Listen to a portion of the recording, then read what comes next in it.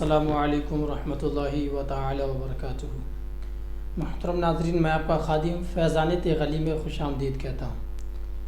میرے پیارے اسلامی بھائیوں، آج میں آپ لوگوں کے درمیان حجامت کے متعلق گفتگو کروں گا۔ حدیث پاک میں آیا ہے، عن ابی ہریرہ رضی اللہ عنہ قال قال رسول اللہ صلی اللہ علیہ وسلم الفطرۃ خمس الختان والاستحداد وقص الشارب وتقلیم الاظفار ونتف الابط۔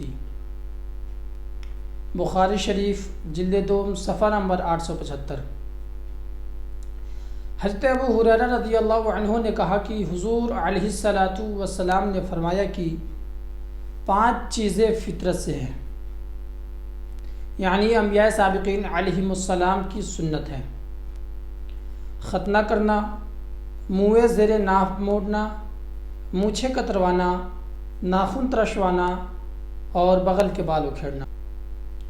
ایک اور حدیث پاک میں آیا ہے، عن انس رضی اللہ عنہ قال اقت لنا فی قص الشارب وتقلیم الاظفار ونتف الابط وحلق العانة ان لا نترک اکثر من 40 لیلہ۔ مسلم شریف جلد اول صفحہ نمبر 129۔ حضرت انس رضی اللہ عنہ نے فرمایا کہ مونچھیں کاٹنے، بال تراشنے، بغل کے بال اکھیڑنے اور منہ زیر ناف موڑنے میں ہمارے لیے وقت مقرر کیا گیا ہے کہ ہم 40 دن سے زیادہ نہ چھوڑیں، یعنی 40 دن کے اندر ہی اندر ان کاموں کو ضرور کر لیں۔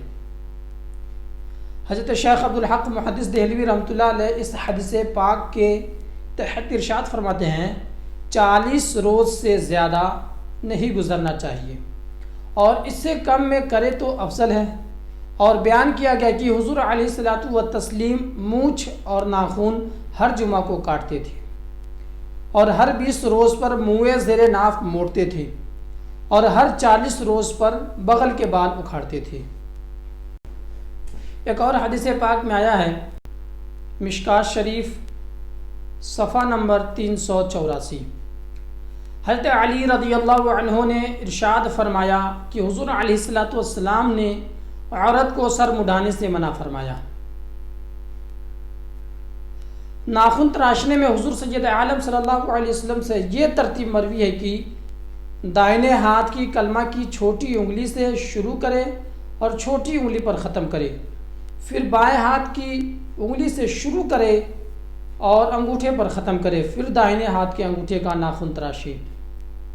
یعنی پہلے داہنے ہاتھ کی یہ شہادت کی انگلی ہے، اس سے شروع کرنی ہے اور سیدھے لا کر یہ چھوٹی والی انگلی پر ختم کر دینی ہے، پھر بائیں ہاتھ کی یہ چھوٹی انگلی سے شروع کرنی ہے اور انگوٹھے پر لا کر ختم کر دینی ہے۔ اس کے بعد پھر داہنے ہاتھ کی یہ جو انگوٹھا ہے اس کو کاٹنا ہے۔